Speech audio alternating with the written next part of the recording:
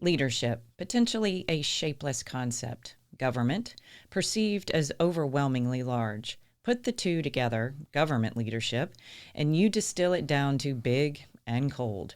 Instead, are you interested in a space where government leadership might be personal and warm?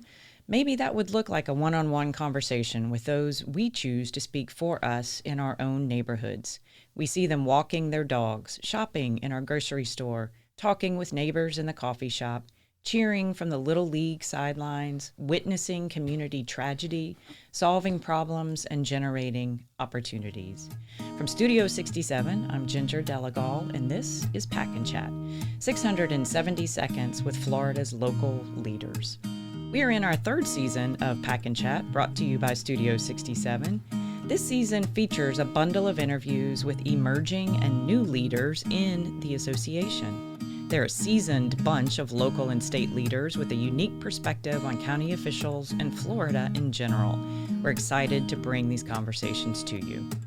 Today in the studio, we have Commissioner René Flowers from Pinellas County, a large urban-sized county on the Gulf Coast of the state.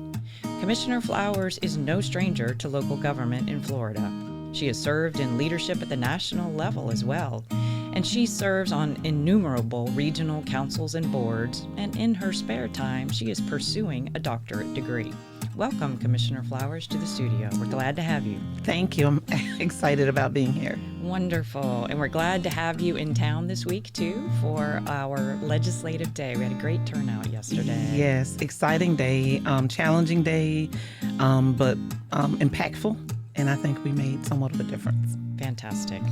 So let's kick off our conversation this morning, just talking to our listeners about Pinellas County. What do you want everyone around the state to know about Pinellas?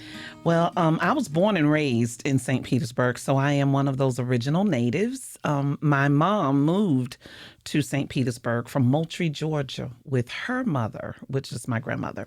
My father was originally from Gainesville. They met at Gibbs High School, and, the story goes on from there. But Pinellas has really grown. Some people may remember the history. Pinellas was once Hillsborough County, and then they requested to become a charter county and become their own county. But I tell you, the tourism industry is just absolutely marvelous there. The beautiful beaches, the weather, so many different things to do. We have so many museums and cultural arts, and the walkability for downtown as well as in our urban core now, being able to go to a restaurant and sit outside and just enjoy the weather and have a really good time, or listen to some jazz, or go to a poetry reading. So Pinellas is very diverse. It has a varied culture, and I don't think there's ever a moment where you can't find something that interests you to do. It sounds wonderful. And I noticed when the association was even in Pinellas the week after Thanksgiving this past year for our legislative conference, the diversity of people that were just even around the conference space that we had. And it's interesting that you mentioned walkability, because one of the things that struck me was how many people were on bicycles, how many people were clearly living either, in some multifamily units that were right around the hotel where we were, and had just gone to the grocery store and were taking their groceries home, but on foot. Lots of that you could see, and then all generations as well. So I certainly saw that with my own eyes most recently back in November. Yes, electric bikes have really taken off, and under the leadership of then Mayor Rick Kreisman, he really embraced different modes of transporting yourself around downtown other than using a vehicle. Park your car and take advantage of the full experience. And so you can check out an electric bike, and it unlashes itself, and you can ride around downtown or take a ride on the trail and look at the beautiful nature that we have, and then park that bike. You could also do bicycles. They were turquoise in color. You have persons on scooters. You have them on skateboards. And then, of course, you have those of us that just prefer walking for safety reasons. But there are a number of modalities that you can take just to get around the city of St. Petersburg, and not just downtown, but also in our urban core area, which is really wonderful. People get an opportunity to see the rich history of all of the different segments of our community. Sounds great. So, Moultrie is right up the road from us here in Tallahassee. So I feel like some of your DNA and your roots are actually up here with us in North Florida. So you're clearly a very accomplished person, and you could have gone anywhere in the country and probably around the world to be an adult in your life. So what's kept you in Florida? Ginger, that makes me feel good. She called me international. Yeah. What kept me here is just the roots of my family. My grandmother was the second oldest of 18. She only had a third grade education. Her oldest brother was a slave. He was the son of the slave master. And so my grandmother worked to make sure that her siblings were able to go to college. They all worked to make sure that my mother could go to college. And then, of course, they all worked to make sure that I and my siblings went.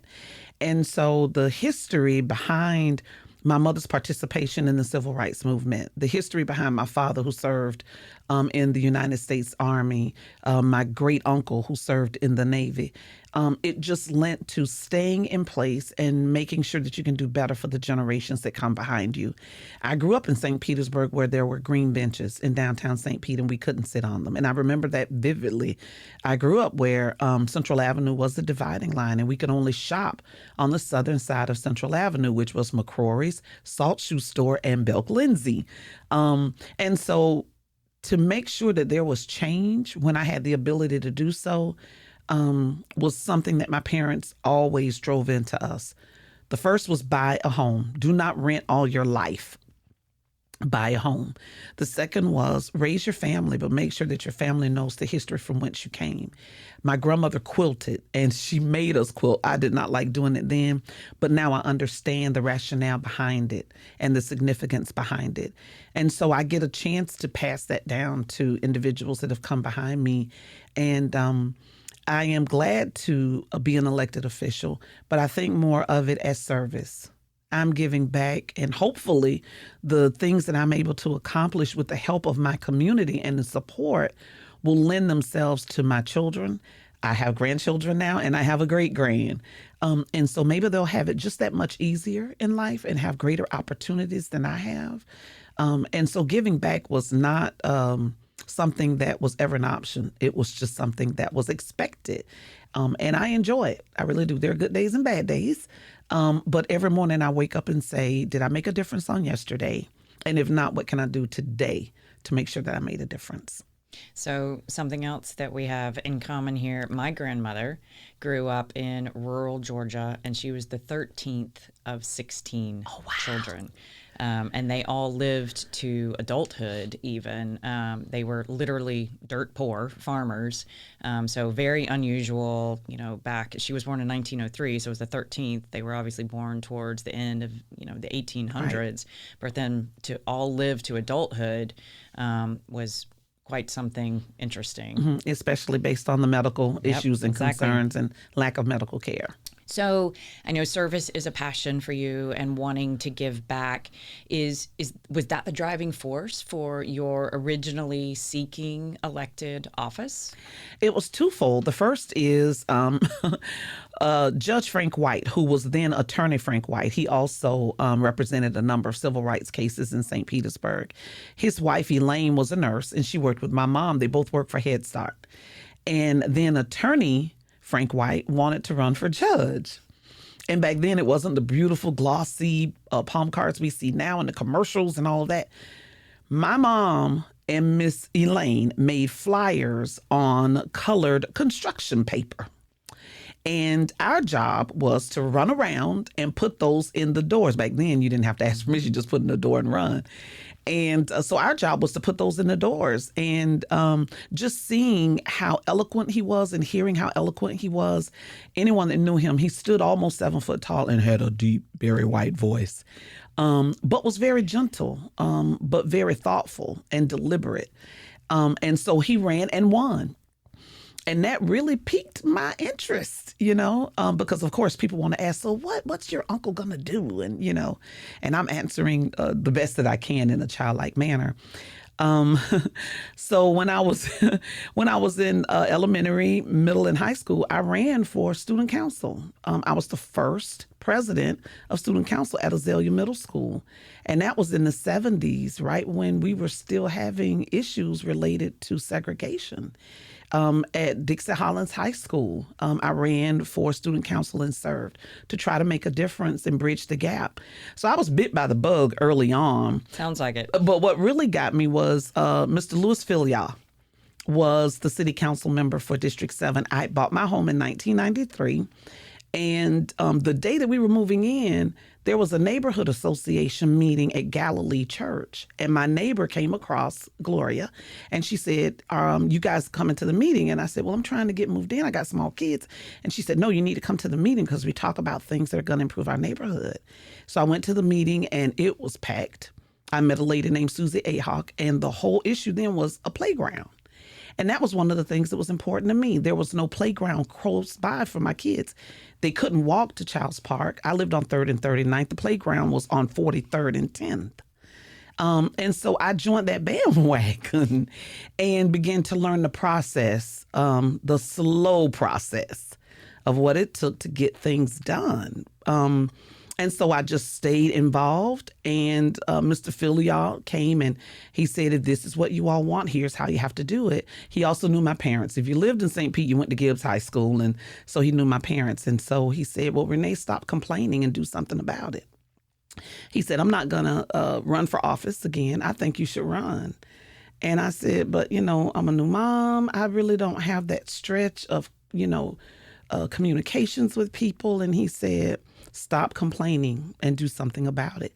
So I stuck to his coattail. He promised to help me. He did. He introduced me to two people, Lonnie Donaldson and Ron Lowe, and they helped me on my campaign. He helped me with my talking points. He introduced me to people at City Hall.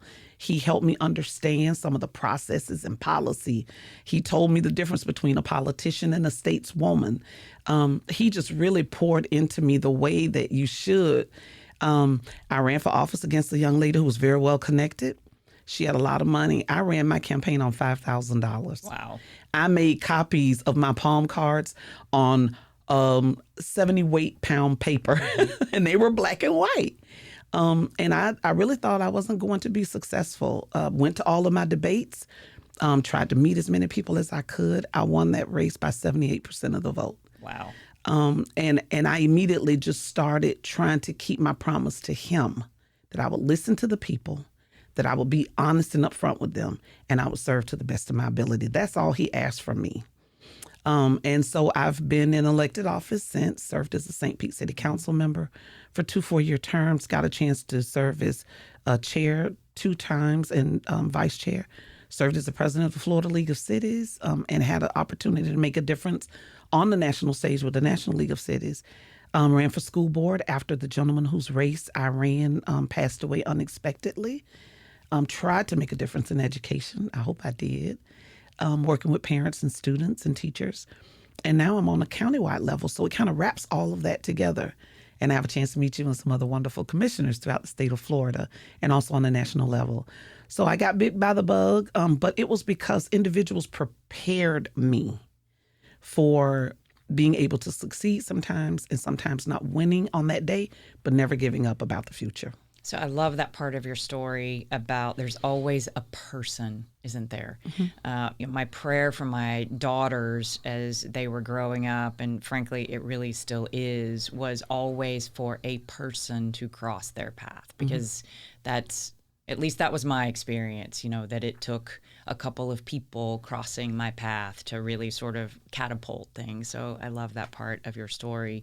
And I know, you're leading and you're governing and you're being elected in very challenging times. And there's a lot of divide between us right now as humans in this country and in this state, and that certainly trickles down to the local level. How do you approach those challenging times? I mean, obviously, most recently we've just come out of COVID, and that lasted, I think, much longer than any of us ever anticipated it lasting. You deal with people yelling and screaming at you all the time. You deal with very contentious and volatile issues, even in your own community. How do you work through those challenging times to keep moving forward? Well, I will say this first, a lot of prayer, because you have to be able to understand the other person's position and point of view. It doesn't necessarily mean that you agree, but you have to be open, because within a person's point of view, there is some truth, and there has to be a pathway by which the two of you can communicate. And so sometimes a person does want to yell, kick, and scream because I'm the closest to them. If they're mad at something that's going on in the federal government, they're not going up to Washington, D.C. to yell at the president of the United States. But they will see me in the grocery store. They will see me in CVS. They will see me at church. They will see me at my grandchildren's school. And they have a chance to share their emotions with me. In the beginning, I did not handle that very well. I was a newly elected official and I'm going to do this and I'm going to do that. And I slowly realized that's not going to happen. And so I have found that if I just sit back and listen and allow that person to vent, and then once they finish venting and I'm taking in from them the key elements of their concern and their discernment, then it's, so this is what I'm getting from you. So using reflection to make sure I'm understanding them. And then saying, so instead of me telling you what I want to do, let's talk about how we will do this together. Because I think some people, once they elect you, they think that you have the magic bullet and you individually do not. You have to be able to work with your colleagues. You have to be able to work with staff. You need to know the policy. You need to know what the repercussions are going to be. If you change A, then what happens to B and C? Because something always happens. It's not within its own sphere. And so that has served me well. As I said in the beginning, it did not, because I wasn't patient. I wasn't listening. I wasn't paying attention to all points of view. And then not being afraid to say things that may not be well received. You want to please everybody because you have so many people coming at you from all areas. You want your legislative ask to get through. You want your federal requests to get through. You want people in the community to like you. You want to be reelected. But when sometimes what the reality is and the facts are may be hurtful to hear, but it is what it is, you have to be willing to say that and not think about the election is going to happen in 4 years, but what is my job right now? And it may cost me in 4 years, but what is my job right now? I've only lost one race, and that was when I first ran for county commission. And it was hurtful. It was a countywide race, difficult to win. But that taught me something. I was hurt for a couple of days. But after that, I said to myself, so if it's not my turn, whose turn is it? And that's when I started my own business in managing candidates and helping them to navigate and sharing with them what I learned. And here's how I think you could be successful. And I ended up being pretty successful and have been pretty successful in that vein. So don't take the defeats as defeats, because they're not. They are learning lessons, learning opportunities, and stepping stones for whatever your next thing is in life. And when you look at it that way, you are successful. You're not defeated. And so that's how I address it.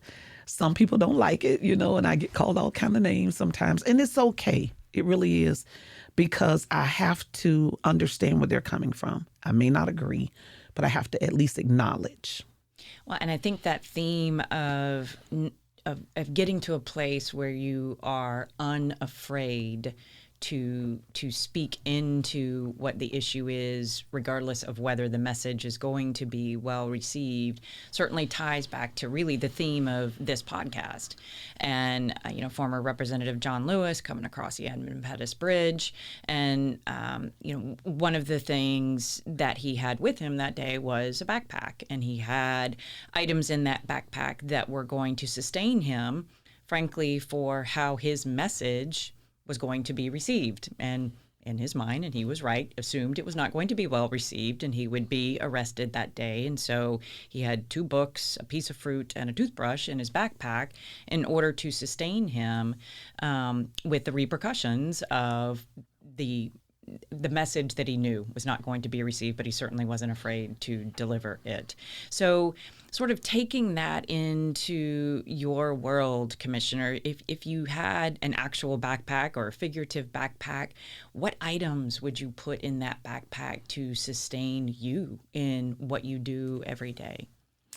Well, interestingly enough, I had a backpack yesterday while I was going up and down the hill because it was much easier to transport the things that I needed. What I had in my backpack was my cell phone and a backup cell phone. I had a debit card. I had some cash. I had a notepad in case I was not able to get a signal to utilize the internet. But I also had just a little quote. Every day I get up and read the Daily Word. I have to start out my day in a positive frame of mind because I do believe if you started out that way, it's going to continue, even if you have challenges. And so my quote on yesterday was, "I am who I am, and I cannot change that. You are who you are, and you can change that." And so as I went up on the hill and was talking to different people and different legislators, it just allowed me to remember that that individual has their own point of view. And however they got to become a House of Representative member or senator, that's the skill set that they have. And I have to acknowledge that. I have to respect that office. Likewise, the skill set that I have. They should acknowledge me and they should respect my office. And so I didn't have any food though. So I would have been in trouble because I didn't have a snack, but I could have shared my chewing gum and my Mentos. I could have been able to do that. I love it. I love all of that in your backpack.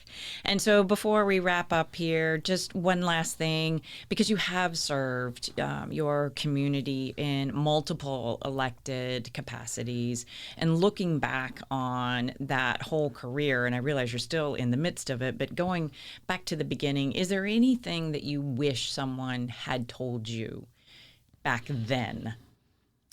I wish someone would have told me the amount of time I would have to sacrifice from my family.